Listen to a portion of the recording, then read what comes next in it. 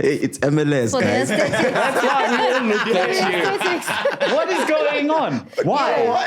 Why do you guys still take MLS serious? You see all the theatrics, like from a purist perspective, Test cricket is not boring. But I think more than anything, I don't think they really are destroying or damaging. They're just disrupting the market, and sometimes you need something like that. For sure. Yeah, and I mean, the coach also did mention that when it came to transitions, they really did struggle. But also, the one thing that we lack as South Africans, I guess, is height. And you know, there were many aerial balls, and they struggle with that department. So, and there's nothing we can do when it comes to. But play to your strengths. Play the ball on the ground. Yeah. Don't do aerial balls. Yeah. Yes. Make some noise right now! Enter! Podcast and Chill Network in association with Grandeur presents the Road to 1 Million Subscribers event on the 30th of July 2023 at SUNBET AREANA in Pretoria. Lineup includes Kabza the Small, MacG, Musa Keys, Mpo Pops, Celestine Dooley, Eugene Koza, and Robert Boy. This fun-filled event will include comedy, music performances, as well as a live audience conversation with MacG, Sorpen Duka, and the Ghost Lady. Tickets are now available on Cricket from 295 rands. Doors open at 6 p.m. Food and drinks sold at the venue. Come and join a milestone celebration of Black excellence with Podcast and Chill Network.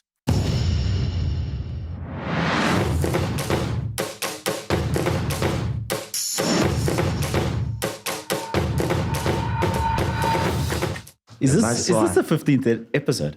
I think Yeah. so. Is it the 15th episode? It is the 15th episode. Jeepers. And the only person who's been here every single episode is the one that nobody knows who he is, how he looks, nothing. I Yeah. can describe him. The ghost gentleman. He's short. Wow. And- Am I that short? No, it's all I'm dark and taller than you. handsome. Yeah, no. We'll go with Sepi's description. I would say he's about of average height and average complexion and average build. That's not a description.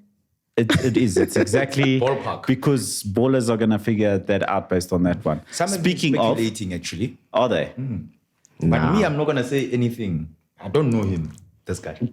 This guy doesn't exist. I don't know him. Well, who I do know is, of course, welcome to the show, ballers. We love you. Thank you. Welcome to another episode of ONSIDE ZA. Of course, welcome Supersub, who we're talking Danko. about. Welcome to the show. Len Moleko, welcome as always. Thank you for joining us. thank you. And Tepi Worldwide, welcome back, Tepi. Welcome back, Sepi. Well done on the first episode. Thank you so much for joining Thank us you, you again. guys. Thank you so surprised much you for came having back. me. Yeah, I know.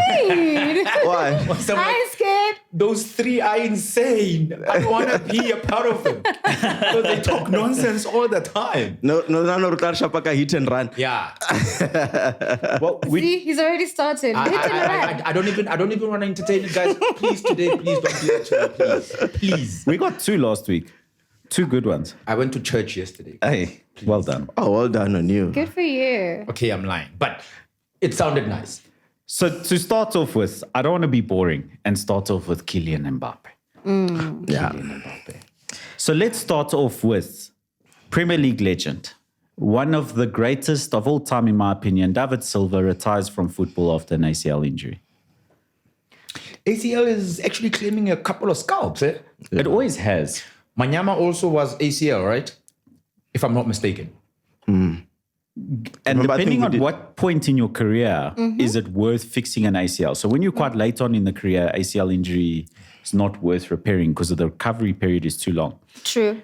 Gareth Bale had an ACL injury that kept him out for 9 to 10 months as well. He just wanted to play golf. Yeah. Yeah, but even so, I mean, an ACL is, detrimental to one's career, especially, at an advanced stage. And he's not very young. I mean, he's 37 now? Yeah, no. So, yeah, he is. So, Probably should have unfortunately. retired anyway. Yeah, he was he could gone. have gone In to fact, Saudi. yeah, Yeah. no, but the story was that, yes, his season was ending. I mean, it was his final season at Sociedad, right? And, the plan was for him to really just retire. But, God has his time also. So, unfortunately, he might not be able to finish off strongly. But, I mean, he's had a beautiful career, man. He's done very well for himself. So, it sucks, but, I mean, He's got a World Cup, right? He was part He of was the part of that 2010 Spain side, I think. 2010 squad? That we're gonna have to fact check. 2006 Spain national football team. I'm not sure if it's the World Cup, but No, 2010. When He should have been there. When Spain won it Yeah, he was. at FNB Stadium. He was there. at home. Shit. It was called Soccer City at the time. Yeah. Because FIFA don't want FNB to gain The naming any rights. popularity for no reason. Was it? But FNB was a sponsor of the World Cup, though. I know, and they weren't allowed to be a name sponsor of the stadium in the final just because FIFA were like, it's called Yeah, I remember Soccer there was that dispute. Even prior to the World Cup, I there were thought that talks. was very unfair on FNB. I think it was unfair because, I mean, that stadium is known as FNB. I mean, Soccer City. Yeah, It's he just- was it's- part of it's the just- 2010 squad. It's just a now thing, FNB. Yes, he was part of the 2010 squad with the Cesc Fabregases of this world, Sergio Ramos, Iniesta, Carles Puyol, Pedro. I remember Jesus Villa Navas. very well. Ne? Number 7. Yes, remember. We always used to make jokes about Jesus Navas because he always tucked his shirt in. Tucked in. But that was a very good squad, though. David Silva had a very fruitful career, winning the World Cup, won a couple of league titles with Manchester City. with Man City. Yeah. Didn't Said- manage to get a Champions League. Yeah. He wasn't there for long enough. But I think that he was as important a player as anyone else in that side, including Sergio Aguero. For me, I think he was as important. And Yaya Toure. And yeah, you can throw in Yaya Toure there as well. I think so as well. And Jesus Navas as well. No. Nah, Chief, you're pushing it. No. Are you Maybe pushing? will be As important as for David Arsenal. Silva. Nah, you're pushing it. Good player, but not as important. Yeah. Okay, who have been the swing makers for City in this era of them and their dominance and winning league titles? Kevin De Bruyne, Kevin De Bruyne. Obviously, yes. David Silva, Sergio Aguero, Yaya not- Toure, Vincent Kompany. Fernandinho. Fernandinho. Yeah, it's been. That's a stretch as well, I think. Yeah, but he's been Okay. it's been consistent. Joe Hart. Yes, no, maybe, perhaps. Nah. From a leadership standpoint in the early seasons and a pretty good goalkeeper, yes. Yes. But since the Pep era, when they've probably been their most successful, obviously he's not been He involved. played one season under Pep. Yeah. But he was not a super keeper. That's why Pep got rid of him. yeah. Yeah. Which brings us to Andre Onana. The deal is finally done. Congratulations to him. Thank you. Yeah. No, we're Congrats. congratulating Marco. Yeah, well. Because it was scary for a second Yeah, there. David yeah. De Gea gone. Are we going to have Tom Heaton in goal? Although he played very well against Arsenal. Preseason, we spoke about It means nothing. We spoke about Yeah, we spoke about this. I don't want to Yeah, spare you blushes. don't though. ruin the moment. Like I was the one Let saying Marco take it in. preseason friendlies mean nothing. Yeah. And if you weren't sitting here, I don't know if I'd even bring it up. But it's embarrassing. There's two things that I found embarrassing about that game. Number one was that after 90 minutes, Man United won the game. And then for some reason in America, all logic goes out the window. So they have a penalty shootout as well. Hey, it's MLS, For the guys. aesthetics. That's why we all looked For at the you. aesthetics. What is going on? Why? Why do you guys still take MLS serious? You see all the theatrics. Like there's that there was and people were making fun of Kai Havertz, right? With that ball thingamajigging, like all sorts of theatrics before the game. It's like, guys, can we just play 90 minutes and? But it is get a winner? America. I mean, we saw so many celebrities also, even with the Messi match, and everyone was there. It's really about the aesthetics. It's the US, for crying out loud. Yeah, I don't take Hollywood. that serious. That's what they Every do. day they just prove me right Yeah. on my stance. Yeah. Like, So no. that was embarrassing.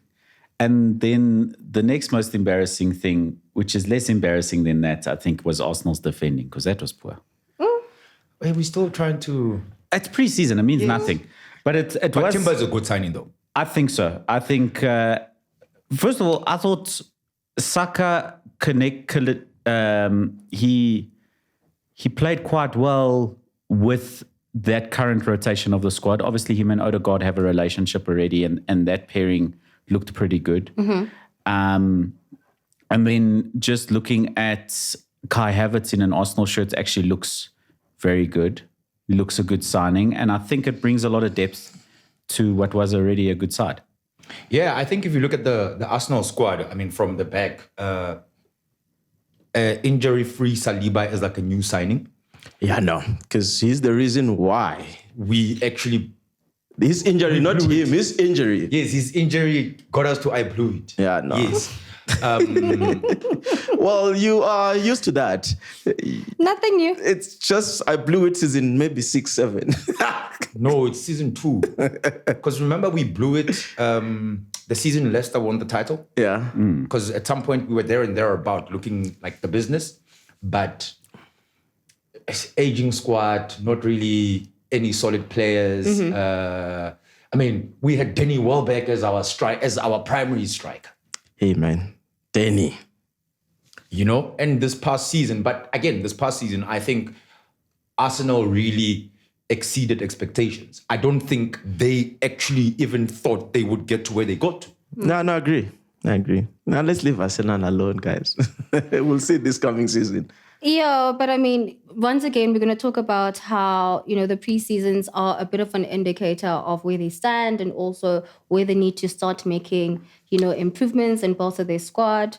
I mean, a 2-0 loss. I mean, yes, we don't care. It's pre-season, but, it's a slight indicator, yes, no? That's why I was asking, do results really matter? No, they mean nothing. Because I remember Man United giving Real Madrid and PSG and Barcelona and whoever in pre-season's opening 5 games. A run for they their won money. all of those pre-season games and then went to, I can't remember what the first game of the season was that season and lost the opening match of the season. So pre-season results mean nothing. Seeing a manager's plan work out and seeing maybe some chemistry in players and seeing young players emerge and getting players fit and stuff, that means something to me. But I think results mean less than nothing. So if you're a Chiefs fan, you shouldn't be worried. About younger. Because they've not won, in 2 preseason matches. So if you're a Pirates fan, you should also not read too much into Into playing it, yeah. 0 against Las Palmas. Does right? it not matter also who your opponent is?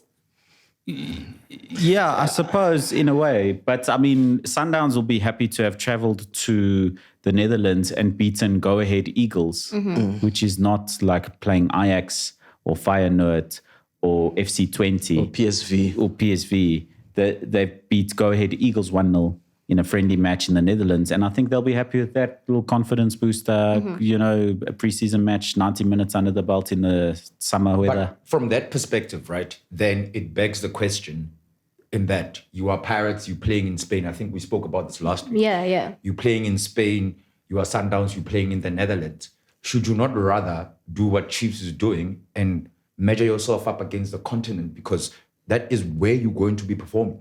I agree. Especially when it comes to London Pirates and Mamelodi Sundowns, considering also that they are going to be part of CAF. Yes. So they should be really wanting to see exactly, what the terrain is and who they're really going up against. And you know how tough our fellow African brothers are. So I think it would have been in their best interest to somehow just find a match to decide. Commercial interests. There we go. Oh, there's also that. But also, your Mamelodi Sundowns, you played all the way to the semi-finals. You've had a fair share last season. Change of scenery, you know what I mean? I like that, actually. I actually do like that for Sundowns. I think Sundowns can go have a preseason anywhere because they're a confident side, a very good side. You don't see much improvement level. The last few percentile of improvement on anything, especially in sports, is the most difficult. It's if you're playing at 60%, it's easy to get 10% and get to 70%. But if you're playing at 85%, it's hard to get that extra 15, 10% for the 90%. Every percent is harder and harder to gain in terms of improvement. True. So maybe that's where you really have to open your horizons a bit more. We've been playing in Africa. We've been doing this. Maybe we need to open our eyes to the tactical style of play from the Netherlands, which is my favorite of all of the leagues for tactical nuance and change. You always see it coming out of Ajax where you see 3 at the back, 5 at the back. All of these changes starts with a good Ajax side. Ajax becomes successful. Then those styles are picked at and taken by other teams around European football. I think they always And I think try that's something why we different. also then export some of our players. I remember AX Cape Town used to do that when they were still, Merged with- Partnered with Ajax, because it was naturally them coming Because together. boys Steven then taking Pienaar over is from teams. Ajax as well, right? Yes, Benny yes. McCarthy was at Ajax. I mean, if you look at some of the top Well, talent, who did Feyenoord had a strategic partnership with SuperSport as well? yes. Is it? Okay. Yeah, so they used the Dutch league has had a very good relationship with the South African leagues at academy level for a long time. They had that for many years. So I found that interesting, and I think it might have been a good move on Sundowns' part, and maybe Pirates' part was the one that was more commercial interest. Because was Adidas involved in getting Pirates to go? I had that somewhere, Yeah, but you did that last week, remember? Yeah. That Adidas is the reason why Orlando Pirates went to Spain. Are we going to get murdered in the comments? You guys are guessing again. No, I'm checking. We as are speak. guessing. We're sorry. Check we don't it for know. us. Hadi. But the other interesting thing is, as you speak about Ajax, actually, Yeah. do you realize that the Ajax team of the one that beat Real Madrid in the Champions League? I think it was 2018 or 2019. I can't remember correctly. Yes, I remember that one. Yabo Mfano Alinko. Yabo. Body Young. Yeah, this boy Alinko Chelsea now. Oh well. Who? The Moroccan. Yes. I think he was part of the team as well. Eric Ten Hag was the coach, actually, of that team. And that whole squad, I think 90% of them are not at Ajax anymore. Frankie de Jong is obviously now gone. Who's the other one? The name escapes De me. Ligt? now. De Ligt. There we go. Yes, He's at Bayern now. he's at Bayern now. Is he not at Bayern now? Was he not at He was at Juventus initially. Juventus? Yes. Yes. But is he not been transferred to Bayern? Matthias De Ligt. Please fact check for me. He is at Bayern. You are right. Thank you. Okay. Before they have you. Before they have me. Now yes. we're gonna talk and fact check. But Talk we and are, fact but check. we are human. Sugar. I mean, come on, guys. We are human. So sorry in advance.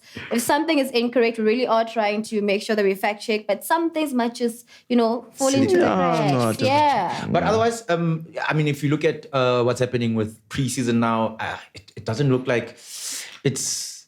There was a time preseason had that thing. Okay, let's not. Yeah. I agree. And now it just seems like, okay.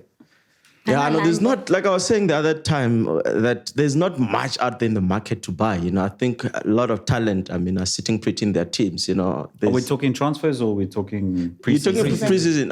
Okay. Yeah, look, But let's go to transfers because we just said we don't care about preseason anymore. I agree with you. I also don't care about preseason anymore. I'm not going to subscribe to MUTV to watch the games live. No. Don't care. It's fine. It's fine. We'll wait for the 12th. Wait, where are the fixtures? I was looking at them just now. We'll wait for the 12th for the season to start. The Is 12th that- and the 4th. Or the still 11th, count. actually. Still For counts. what? The start of the Community league. Shield. Community Shield, is it good measure? Yes. From a game perspective. I think Community Shield is the first competitive game. I think they there's- take it seriously. I think there's two markers. First of all, yes, I think it's the first competitive game. But it is more the last preseason game than it is the first competitive game. And the reason I say that is the number of substitutions you're allowed in that game tells you it's a preseason game. Because if it was an actual competitive game, you'd be allowed 5 subs. Yeah, for sure. But it's not Still preseason, in a way. still preseason. It goes It back is. to, at the end of the season, do you go there? It's like, we won the Community Shield. This is a trophy. It depends. It counts for something, though. Like, for example, Arsenal, if they win the Community Shield now, They'll be and happy. then go the rest of the season without any titles, you will come to the end of the season and be like, we finished top 4, so we got the top 4 trophy, and we got our Community Shield trophy, and you'll brag about it. Manchester City, on the other hand, won't remind you about Community Shield. They won't mention it. They won't bring it up. Even if they don't win anything next season, which is a possibility. Of course, it is. It's possible. This is the most bold. competitive league. I think it's a possibility that they win nothing next season. Yes. It's possible. It's unlikely. They will win something, I believe. But what if the something is only Community Shield? Or Carabao Cup. Are City fans going to walk around and be like, yeah, but we won Community Shield this season? They'll probably say, because they won it last season as well, so they'll probably then say... But they didn't say we won the quadruple this year. Yeah. So wait, They won a treble. Do you go around? We didn't win it last year. We lost it to Liverpool. No. I'm asking, do you go around and do like an open bus for like Carabao Cup? I think we have spoken about this before. Yeah, no, we on Champions League. We're on Champions League level, Chief. So what's worthy to have an open bus for? League title. League Agreed. title. League title. And Champions League. FA Cup. FA Cup. Yo, it's difficult to win FA Cup. Let's be honest. FA Cup is the oldest competition in the history of football. It's very competitive. It's the main domestic trophy in England. Playing against Ipswich Town. How long do Ipswich Town in the FA Cup? It's like you're playing against obscure teams.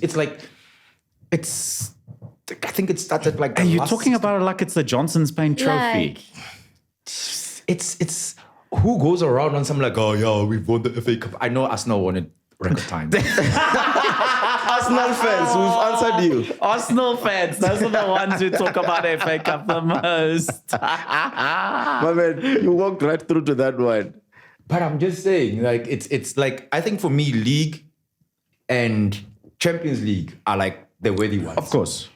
Naturally. The order of importance is Champions League. It's the most important thing you can win. Yeah. On club level, yeah. Yeah, World Cup probably for players, then a Champions League, then an English Premier League, then maybe other domestic league titles from the rest of Europe, Serie A, La Liga. and Yes. Bundas, everyone, yeah. The ones that are won by the same team every season. Yeah, pretty much. Yeah. Yeah. But then is the stature of European football now seeming to be not so attractive anymore because you've got a player who's never won a Champions League. They're like, yo, for 300 mil, I'm Audi to Saudi.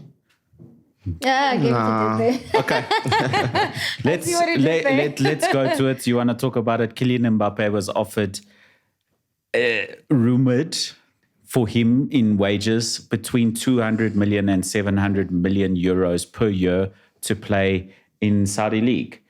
After a world record bid was accepted by PSG for his services of 300 million euros, a purchase fee for the rights to have Kylian Mbappe in your team, who is believed to have already agreed personal terms with Real Madrid, who spent their budget now on Jude Bellingham and are expecting to get Mbappe for free next season, who is rumored as well to be prepared to sit on the bench all year for PSG so as to get the move to Real Madrid.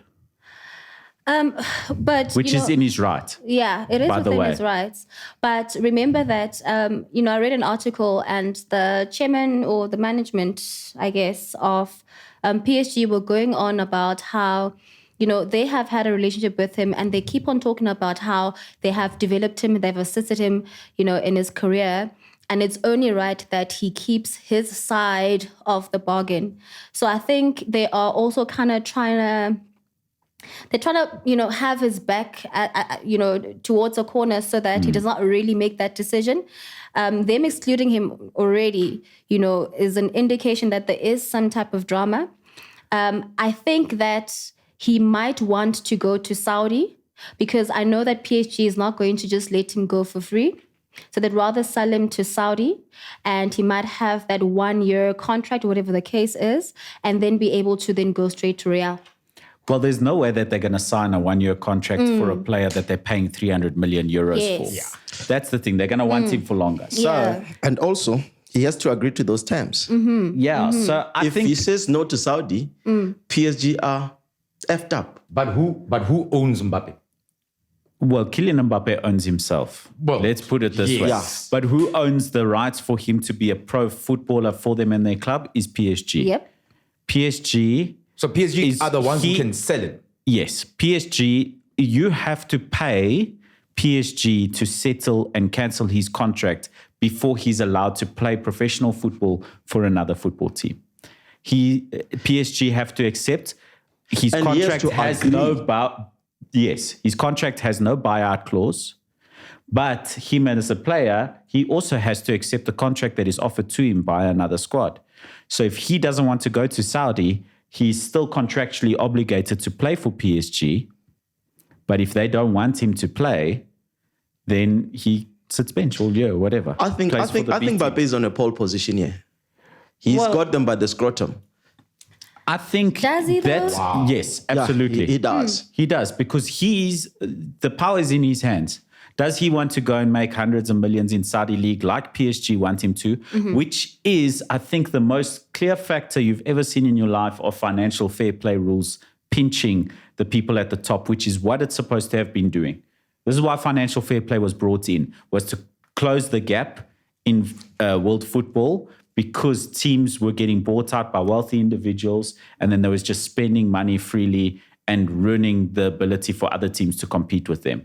So PSG now want to sell the best player in the world instead of keep him.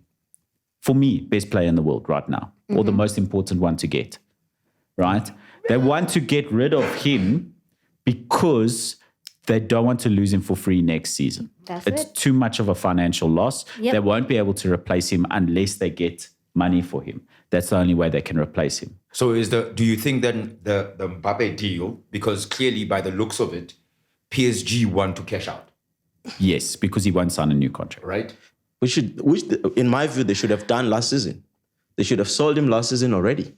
Yeah, but I think they also Real Madrid somehow- came in looking for him, Like- and they didn't accept they weren't going to accept an offer from Real Madrid. But now that he's in his last year of contract, they will accept an offer. But the Saudis have thrown the offer value all the way out. So if Real Madrid come in with maybe Real Madrid have 80 million available.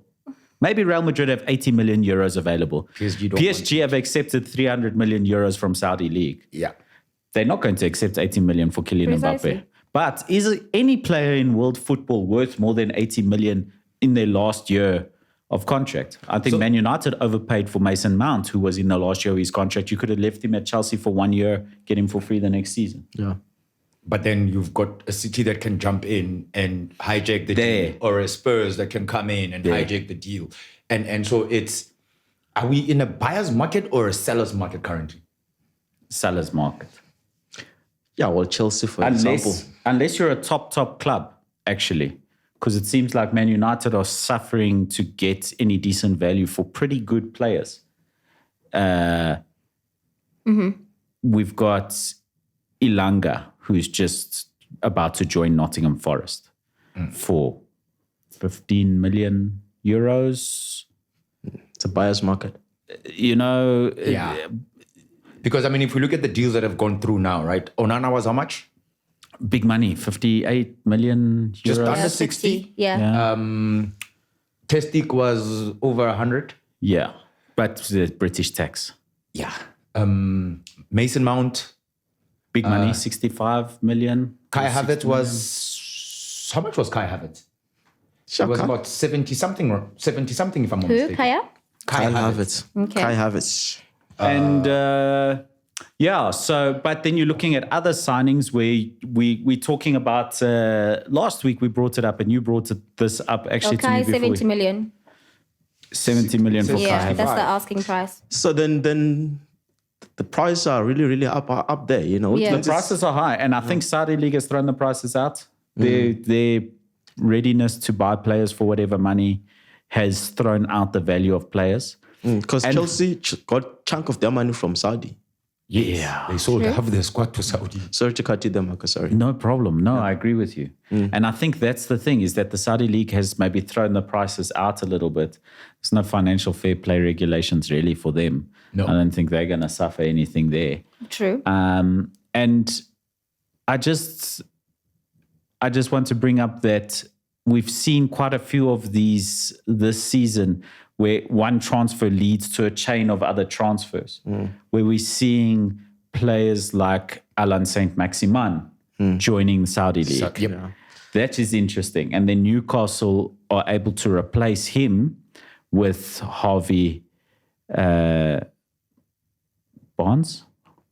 Yes, Barnes.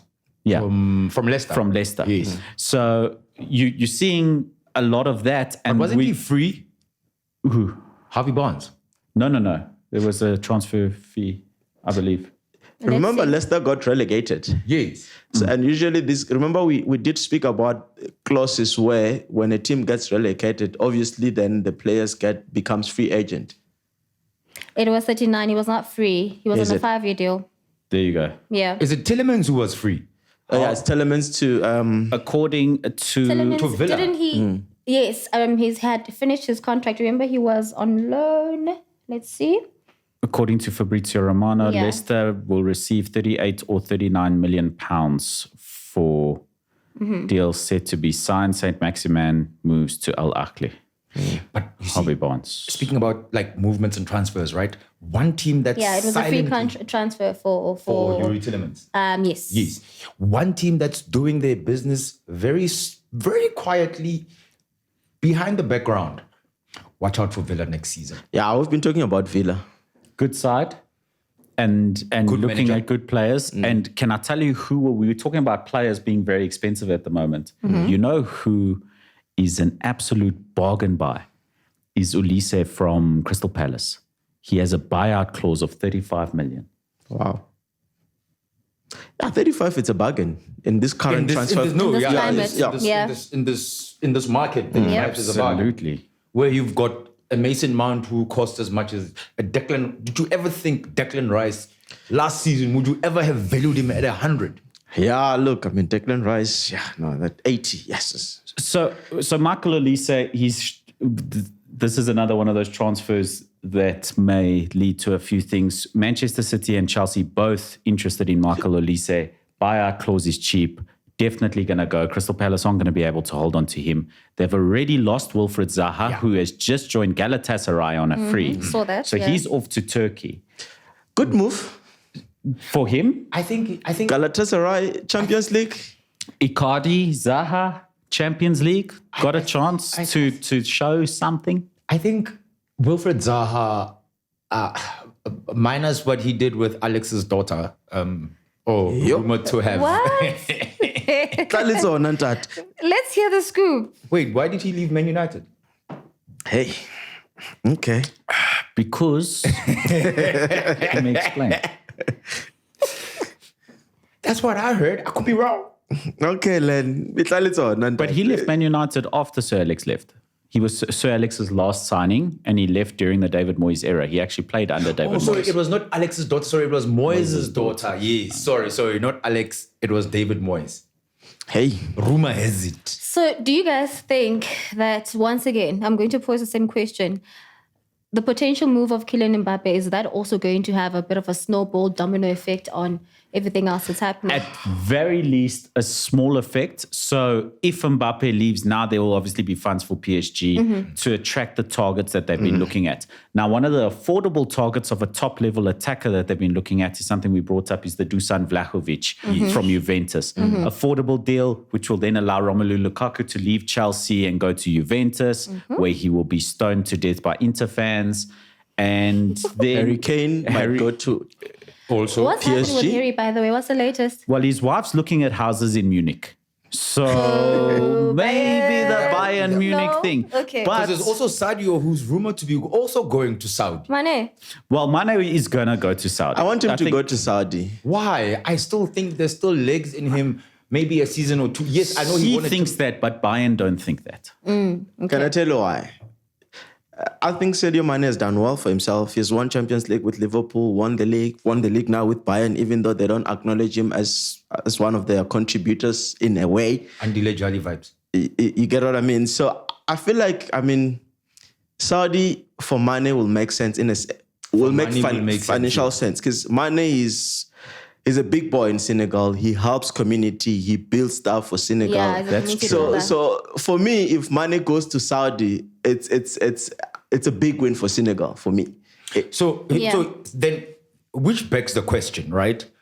What is a good age to say, yo, I've done what I've done? Like Mbappe's still a kid. For him to go to Saudi Yeah. doesn't make sense. If Saudi tomorrow, Al And he's not a Hilal poor kid. or Al Nassr or Al what comes in for Trent Alexander-Arnold, for instance, or Bukayo Saka, for instance, and say, yo, we're going to give you 200 baht.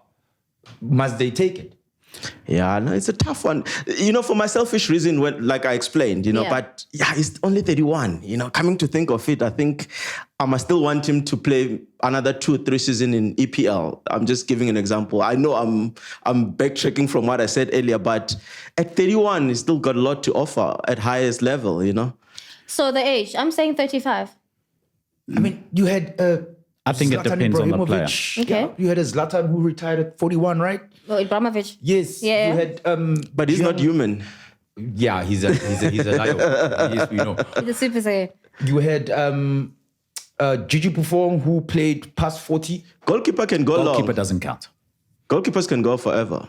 But attackers you lose your pace, especially as quick attackers. And It's you're more different. prone to injury? But let's talk about Saudi League quickly before we move on. Yeah. Al Nassr, Cristiano Ronaldo's club, just signed Alex Telles, who I think is a very good left back from Manchester United. Man United, obviously, Alex Telles didn't suit Ten Hag's style. He sent him on loan last season already, where he won the Europa League. He has now moved to Al Nassr. How's this for a lineup for them? Just a few names. Cristiano Ronaldo, Marcelo Brozovic, Seko From Fofana. Yes. He from signed. Inter. He signed for Al Nassr. Yep. And he was the one I picked out for the Champions League final, if you remember. Oh, yes, He was I the know. one He that was I good. said was the top player in the final. Okay. Seko Fofana, Anderson Talisca, Yeah. Fofana from Chelsea. and David Ospina. And now Ospina Alex was Telles. at Napoli, right? I believe so.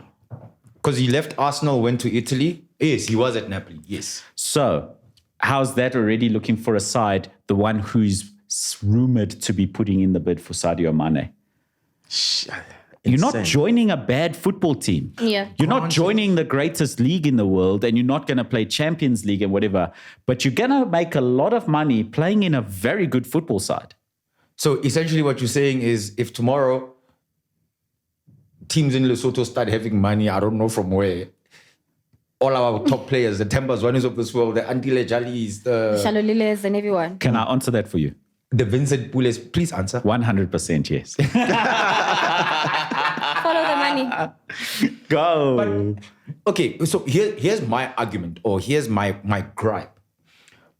Yes, I know money is important, but why does it seem like, and a lot of people were coming at me earlier today on Twitter when I actually mentioned that I think the Saudis are actually ruining football. I'll come for you. You need to say Saudis and MLS. If you put them together, I'll agree with you. No, You can't go for the let's hear why. go for the Let's hear why Saudis. let's hear You Lane. can. MLS signs one big player And not for any money. and yeah. They don't change the wage structure of the world. They don't change Well, they've the got that, value what you of call players. The They don't- DP rule. The DP rule, or the David Beckham rule, allows them to sign 3 players over and above the salary cap. So how many teams? 10, how many players? Do the maths. It's a lot of players that they can attract in big money. But they're not doing it. They're not ruining. They're not able to compete with European football wages. They're not able to do any of that. Yes. But Saudi is now killing the wage ability. I mean, Why are we opposed to that? Good question. because it ruins football. How does it ruin football? A purist. A purist perspective. Yeah, You are figured. westernized. Yeah. Let me tell you that. He's a purist and you It's don't a want... Western- It's true. We are westernized. But let me tell you why it ruins football. It ruins football because we believe in clubs that need to be self-sufficient, that clubs need to be able to pay themselves, because it allows teams like Bournemouth to be in the Premier League. It allows teams like Brighton to succeed in the Premier League. This is the key. Not that we're worried about Man United losing out on their players, not that we're worried about Chelsea and things. We're worried about the efficacy of the best leagues in the world and their ability for smaller sides who are self-sufficient to do the right things, do the academies right, bring in the right players, bring in the right coaches in an affordable manner that uplifts individual sides. And that is why I dislike outrageous money coming in and a non-sustainable business model brought into football that then changes the value of the entire market. So I'm going to throw it to Supersub as well, right? And Tepi will most likely agree with me, I hope. A lot of people have gone around saying that Sundowns is ruining the At some local point, yeah. It's been... I don't agree with that. But they're self-sufficient. They're not spending more money than the club earns. I mean, they have long money also. Look, the league, winning the league is what, 10 bar? I mean- Every competition they win, the owner just says, oh yeah, the team, Petty cash. share it amongst yourselves, kind of thing. Yeah. So to a degree, one can argue that like locally, you have a situation where Sundowns is also ruining the league. Valid point. Look, for me, it's just football does not belong to anyone, and the Saudis are just It belongs proving- to the fans. Yeah, look, I'm talking about the commercial side of things now. Like, I feel like top leagues in Europe, they will feel threatened by Saudi because Saudi is taking away the commercial value that football brings. You understand what I mean, Len? I feel like they feel like Saudi is taking a lot from the commercial value. I don't know how to explain it, but I feel like there's nothing that the Saudis are doing that United were not doing, that Real Madrid are not doing. Real Madrid are always buying best players. Why is it okay They're for not Real paying Madrid? 300 million. No, but why is it okay? Bournemouth cannot afford the same amount that Real Madrid spends. Yeah, so I agree with you. It's not fair, and then the financial fair play rules come into play to stop people from coming in and changing football rather than like teams that can generate revenue because they're a historical legacy club like Real Madrid. They're still generating people buy money. shirts, they generate money, so they can spend more than anyone. So effectively, I think what is happening or what the Saudi League is doing is what whoever it is that had the vision, Florentino Perez, when he was scheming with the Super League. I was going to say this. That also would have ruined football. We were up in arms about the Super League. No, for sure. And the Saudi is creating a little mini Super League there. An elite something. You know, yeah. and you're playing fantasy football. And the problem is it's all funded by the same people and they're choosing which club to put your player From in. from a footballing perspective, yes. It's like your Major League that Soccer gripe about all They the can buy clubs all the paying for Messi. One thing that I can say, they can buy all the players. It's never going to be like EPL. That's true. You say never. You say never say Well, never. it's plausible. Live golf. Live Golf is a good example. Yes. Let's see how long it PGA. lasts. Yes. So look at it this way, right? And I'm not saying this in a bad way. Like the IPL actually ruined Test cricket. Did they? Because think that they model has been adopted elsewhere as well. So there's Americans who have got now, they also have like a T20 competition. There's a T20 in the Caribbean. There's obviously the IPL. We also have the SA20. That's what I'm saying. The model has been adopted elsewhere. But Test cricket is not played as often as it was because the purity of cricket. And the excitement that comes with Okay, it. but who ruined Test cricket isn't the IPL and T20 and stuff. It was how boring Test cricket is. I'm sorry. It's boring. It's boring. You made something better. We want to watch the thing that's better. Marco, from a purist perspective, Test cricket is not boring. But I think more than anything, I don't think they really are destroying or damaging. They're just disrupting the market. And sometimes you need something like that. For sure. They're disrupting. I'm angry. I don't want 'Cause it. there was even- I want Mitrovic in the Premier League. I want Saint Maximin in the Premier League. I'm not talking about Ronaldo. His career's finished. Because you love the Premier League, and there's nothing wrong with that. Yeah. But the Saudi League, it's attracting the best for their people. Are you going to watch it? No, I don't care about Saudi League. I don't care about MLS. My stand does not mean I'm going to watch them. Leave MLS out of this. Like, What's leave your beef with the MLS, bro? Because it's a useless league. So is the Saudi League. Yeah, I agree with you. But that doesn't mean they're wrong in disrupting the status quo. The format of the IPL, right?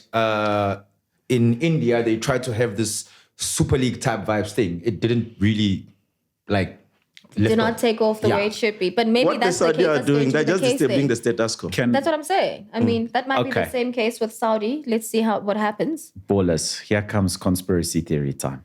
Okay. I think what's happening is the Saudi Arabian government fears for their financial stability in the future due to people using less oil in their motor cars and things. Electric cars. Electric cars Going green. are a threat to the financial viability of Saudi Arabia. The rulers of that nation now want to create a sustainable future business model for themselves. So they're using the wealth they currently have in the oil market To invest. to do sports investment washing, to create Saudi Arabia as a major sports franchise place for entertainment in general. You will find them buying sports like wrestling, and they will buy UFC and more boxing fights. They actually won tennis as well. There you go. This is what they want to do.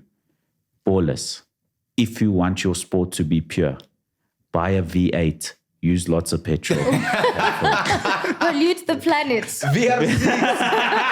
Like, that is probably the funniest Then thing they I've will heard stop today. worrying about sport. It might not be a conspiracy. It makes financial sense also. Maybe. I mean, No, Marco is right. I think the Saudis are literally like they sport watch. I mean, that's how Dubai started, actually, There we because go. they were running out of oil as well. So they they- made it a tourist destination And the for business holidays. hub, attracting major businesses to come there and pay no taxes. and money so there launderers. is- there we go. I mean, most nations, every nation needs to have a go-to, right? right? No, we did not say that. Did you? Don't talk about Dubai. I'll want talk your about shovel Saudi yet? because I don't fly Saudi Air. But one day I might fly Emirates. Then you stop over in Dubai. Hey, Len, you criticize Dubai. And that time. Emirates. Okay, guys, I feel like we Steph, need to take Banyana. digress. We haven't spoken Banyana. about Banyana. Very important. Geez, man, I was very disappointed yesterday Disappointed? morning. I was disappointed. Why? With the quality of the performance or the result? I felt we scored a goal and sent back. We were our approach to the game was very defensive. It was Yeah. it was not we were definitely defensive. it was not a positive performance. What do you do when you're going to play number 3 in the world? Don't look at it as number 3 in the world. It's 11v11. But be realistic also. So you're criticizing tactically. I mean, the results speak. It's easy to say afterwards, right? After the result comes in, you're like, we should have done this. Hindsight is 2020. But I agree. But Banyana won the CAF Champions, the African Cup of Nations. Sorry, Yes. Yeah. Women's playing brave. WAFCON. They were not brave against Sweden. That's the thing. That's the thing. They were brave, and that's what I'm saying. I agree with is the bravery. They were very brave against the good Morocco side in a very threatening environment in the final. Hey, but Morocco got Yeah. hey, Hey, they got hammered. Hammered, but that's what I'm saying is there was no sitting back. Yeah. Yeah. It was on all the time, pace, counter attack, lots of transition. So why any different for Sweden? I agree. Yeah, and I mean, the coach also did mention that when it came to transitions, they really did struggle. But also, the one thing that we lack as South Africans, I guess, is height. And there were many aerial balls, and they struggle with that department. So, and there's nothing we can do when it comes to. But play to your strengths. Play the ball on the ground. Yeah. Don't do aerial balls. Yeah. Yes, and the manner in which we concede, because, we could see our goalkeeper was struggling with set pieces. And also, why you have Swart in goal as opposed to Andile? Yeah, look, game plan, Sweden plays carpet football, we know, right? But first half, they couldn't play their own football. They started to see our weakness, which was aerial balls, and we don't have the physicality to match them. Yeah. And also our players, you realize that, these people are playing to your weaknesses, and you go away and give all those corners because we're just giving set pieces like they're getting out of fashion. And I feel like we lost the game there because we almost had the game. And Tembi, who was brilliant, I love her. She was brilliant. But geez, at some point, she was very selfish. I feel like, Decision-making. yes, there were instances where all she needed to do was just look up and cross the ball. It is in the back of the net. We're 2-0 up. Sweden is under pressure now. We almost had that game. And I think going to the next game, we really, really need to be disciplined and play for each other. Okay, let's think positively. Let's look Definitely. at the next game. Argentina. It's going to be challenging because Argentina also lost their match. So they're going to come Yeah, in. they They're lost wanting against to Italy. make sure that, they have at least 3 points, maximum points. So it's going to be a big challenge for us. So I think, from a positive standpoint, goal difference might be a factor. It wasn't a big loss against Sweden, who's one of the top 3 sides in the world. There's still 2 games left in the tournament. They can go on and win 2 games. They really can. Yeah, Spain did it in 2010. Some are referencing. So look at it this way, right? I the notion of a team that's ranked at a certain level in the world. Remember in 97, I think it was, after we won the AFCON, and we played, I think, a Brazil side that was like top 5 in the world. And we actually went pound for pound with them. The Bebeto match where he scored the winning goal, where Dr. Kumalo was subbed by Clive Barker. We went toe-to-toe with one of the best teams in the world. So did we play the occasion, or did we get played out of the occasion?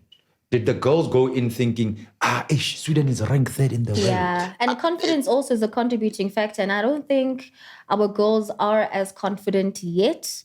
And unfortunately, there's really no time, for you to get your confidence in check. But I agree with Tepi there. And let's be honest, first games are tricky, guys. Spain in 2010, Spain was the best team in 2010. They lost their first game. They went on to win the World Cup. I'm not saying Banyana will emulate that. I'm just saying it's possible. You know what I mean? So first games are always tricky. Argentina also lost their first game, right? Yes, they did. Yeah. In 28. No, in last year, not 2018. Yeah, they 2020. So for me, there are positives. They lost against Saudi Arabia. Yeah. Yeah, they lost against Saudi. I wonder why. That's where the sport washing started. Yeah, but it was also quite exciting. Sometimes it gets monotonous when you have the regular guys win the, typical matches. So, but you've got a case of the USA, we know. They will beast. We've got England, they will beast. Definitely. Brazil already beasting. Japan. Spain, Japan. What they did to I think Zambia. Look, man, I watched that game. I was like, you know what? I'm like, how did Zambia even qualify? If a Japanese goalkeeper went with a novel in that game, by the end of 90 minutes, should have done reading that book. Easy. There were no way. Yep. But the same Zambia was actually able to beat It was actually 5-0. Germany. Man, one of the warm-up games. In fact, one of the warm-up games that we were offered, but because of Nazarek there, Safa there. Is it a first game thing with our African teams? Because they seem to be battling, you know what I mean? It should not even be that. And we can't make excuses at this point, at this level. If we are the reigning champions of Africa, honey, we have no space for, first game jitters and the like. Like Morocco did in the World Cup last year. Morocco showed up. Yeah. But, all the way. Yeah. Yeah. Yeah, look, I think coming to the Banyana game, I think there are some positive to take out of that game. Is there, sorry to come in there, when Supersub. All the administrative nonsense that happened prior to the girls leaving, do you think somehow, some way, in a way, contributed to the levels of confidence and the show up that they were supposed to show? Definitely. And the coach can only do so much. Desiree, I'm sure, spends a large amount of her time trying to make sure that they are okay here, because football really is here, right? But certain things will affect you, especially if these things also pertain to money, and money means that you are not rating me. We're going back to money. Why, today's episode is you're not rating me. Yeah, so from Saudi to Banyana. money doesn't walk around, bro. I want to mention 2 more things when we speak women's football. Number one, congratulations to the New Zealand women's side who played in front of a record crowd for either men's or women's football in New Zealand. At Eden Park. At 42,000, I think the crowd was. Congratulations and well done to the fans for going to support their girls. It's an incredible achievement for women's football, and congratulations to them. And we're all very proud of women's football growing in the world of football in the way that it is. That brings me to point number 2. The country that has supported women's football has never called it football once ever. Soccer USA. And I'm going to ask Supersub here. Should we not be grateful to the USA for what they've contributed to the world of football? Because we're all very grateful to football. The world of football in general, actually, I think. Okay, let's hear. Let me just say, South America has been celebrated for their contribution to football. Of course, you look at Brazil, Argentina, Europe, of Colombia. course, the creators of modern football and the rules and formalized football. Okay, Europeans. Asia, not celebrated at all for their contributions to football, which maybe are very minor. You know, we're grateful for song. Yeah. You know, Africa has been celebrated in a way for their contributions to football, and they are constantly celebrated, even though African countries are butchered for their talent all the time, and they get recruited. African players get recruited for European sides and things like that. France, Standard, for example. Belgium. But the United States obviously must be celebrated most of all for their contribution to women's soccer. They all agree with you. I mean, they make women's football fashionable. True. You know, They were the first country to actually get the men's and the women's at national team level to actually be paid the same amount of money. I'm not sure about that. Yes, that one, ballers can come for me. I know for a fact. Is it? I want to check that out. Yeah, look, and for me, I mean, girls there, you know, I mean, girls from a young age, they're playing football. Yeah. Well, they call it soccer. Yeah. Yeah, girls soccer it's a popular sport. So from that point of view, Yes. you know, I'll give them credit. Yeah, you know. because I mean, obviously, boys sort of prioritize their Football, their basketball. other Their leagues, football, their their local baseball, leagues. basketball. Maybe it's a default. Yeah, women are encouraged Yeah, I mean, they don't to have play netball. soccer as a sport. They don't really have hockey like that. So I think, there netball in the States? Soccer is there. There's every sport everywhere, but it's but I probably mean, just it's not popular. as popular. Okay. But what I'm saying is there are good players who come out of North America.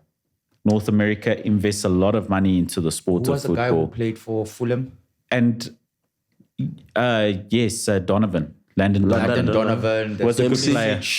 Dempsey as well. There's Clint Dempsey Dempsey. as well. That's right. There was that guy who played for Sunderland. The black guy, what's his name? Striker. Something with an O. Altidore or something. Altidore, Jose Altidore. Yes. So there's been the goalkeeper as well. And then Alfonso Davis from Canada. Tim Howard. You Tim know, so Howard that's- as well, yes. Yeah. Because I and know a then lot Brad- of like Brad American Friedel. footballer for somebody who doesn't like Yeah. MLS. Doesn't Eh? like But exactly. they played in the Oh yeah, they're playing in Brad PL. Friedel was a great Brad goalkeeper. Friedel, yes, as well. Wasn't he at Chelsea at some point? He Fulham was at or Spurs? Blackburn for a very long time. Blackburn Rovers. Oh, I could He was at Blackburn for a really long time, while Blackburn were quite a successful Premier League side. And Dempsey was a baller, eh? Yeah. Clint Dempsey was a good Yeah, baller. he was a proper baller. So if you look at the USA, right, and I mean, they played in last year's World Cup, right? They played in 2018. And they were good competitive sides. Yes. And they played in 2014, in 2010 as well. I remember watching a USA game Yes. at Pretoria. Yep, they were here. In 2006. So, like, literally, yes, they compete against Jamaica and Canada when they have to qualify in what's that? What's the area? CONCACAF. CONCACAF. Yeah. The one with the what's his name? Your friend. I just forgot his name. But like, yeah. So we must give them credit. And I don't and you're right, Mark. I don't think they get the credit that they deserve. Yeah, I think they sort of made fun of by football fans from Europe, South America, and Africa because it's not their priority sport. It's not their primary idea from Supersub. Maybe we should end the You know what, podcast guys? with an apology. Maybe ballers need to donate for me to go to watch an MLS game. You know what I mean? Maybe I'll change my mind when I So come you want back. donations Just now? wake up at 3 a.m. and watch it. and watch it. Nah, bro. Anyway, okay, I want to close this off. We sort of skimmed over PSL and we skimmed over a few things, and there's very important signings happening Yes. that you are up to date with. Supersub, what's going on? The most interesting one is for me, obviously, because this is close to home, and we always talk about how South African, like COSAFA players never really like make it in EPL. So latest, Marvelous Nakamba. He's from Zimbabwe. He's from Zimbabwe, yes. The Marvelous gave it away. Yeah. Do you want your shovel yet? He's joined Luton Town. Yeah, on a permanent deal. Yeah. He did very well for them when he joined them on loan, and that's the reason why they decided to even retain him. Yep. He was excellent. Well done to him. The interesting bit about it is you get Zambian players, Zimbabwe players, despite the rankings, them actually going to play for Premier League teams, but our players have to go through a back door and then go to Belgium or France before they actually go to the Premier League. There must be a connect. We did see it with Percy Tau, where he signed for Brighton. And maybe Brighton was the wrong team to sign for because they had so much quality in the side that he then had to go on loan elsewhere, because maybe if he was at Luton Town, he would have caught more games, because Brighton have a just never-ending conveyor belt of talent coming through that side. Because remember, we used to hate what's his name? He signed for Arsenal now. Hate. No, man, it was like, this guy must go out so that Percy can play. What's his name, man? The player that we signed from Brighton. The one that scored scored an own goal against Manchester City. Yes. He just made an error. What's his name? Okay, while you think of the guy. Oh, yes. Okay, I know who Belgium. you're talking about. From Belgium, the left winger. Yes. Yeah. Flipping What's his name, man? Geesh. Okay, but another big shout out, Mehlali Mayambela. Oh, yes. I was going to hit Mihlali. Mehlali, Wrong podcast. No, we're not talking slays, yeah. Anyway, but he is slaying also. Shout out to him. And those of you who are watching and screaming Trossard at the screen, it's Trossard. It's Trossard. Trossard, yeah. Trossard, yes. Well done. Shout out to him. Trossard. He must be benched. For Percy to play. But if you compare the quality of Trossard, he's a great player. Apples and oranges. Yeah. So Mayambela, shout out to him. He's playing in Cyprus. He actually helped his team get promoted to the Super League. So shout out to him, and he's doing good things, and he's a young man. Well done. So he's shout out Mark's to him. brother, right? Yebu, Mayambela's brother. Yeah. So he was a baller, that one. Eh? So these obscure leagues, sorry to call them obscure, but they really obscure. are. Cyprus, Liechtenstein, and Is Cyprus not the Greek Super League? No, it's Cypric. I'll tell you now. It's got a name. it's Greece is not too bad. Yeah, Greece is Olympiacos. Yeah, Nassif Morris played for Panathinaikos. Panathinaikos. Yeah, Yes. Konaloko. Turkey is not too bad. We had a couple of our players actually. Yeah, we've mentioned them in the show. Yes. Obviously, the Premier League, Serie A. Listen, I had a friend from here who was a top player when I was a kid. Yeah. He stood out. He was far better than all George of us. Komontarakis. No. Oh. And he went on trial at Olympiacos.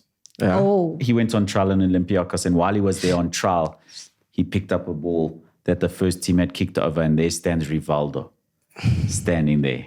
Rivaldo. The Brazilian. So, the Brazilian legend. Okay, at the end of his career. But it shows you the Greek league is not a joke. Yeah. No. Yeah, it's Cypriot League. Okay. Okay. Is it worth playing in those leagues or not? Yeah, it could be a It's a gateway great to you. gateway because I hear that because they have been promoted, he might get a stint in Champions League. You see? So it's a gateway to look at how Percy Tau ended up at Brighton. No, but that was through the Belgian league though. Yeah, well, Belgian. No, Belgium is no. bad. I'm not saying it's bad. Didn't Percy sign straight from DStv Premiership to Brighton and then went on he was loan loaned, to the Belgian He league could not get into a game in the. work permit. He couldn't get a work That's permit right, because he hadn't played enough international games. yes. And Bafana's rankings did Didn't not help. allow him to. He would have had to play another 7 internationals. And I read somewhere that is scrapped, eh? What, that rule? Yeah.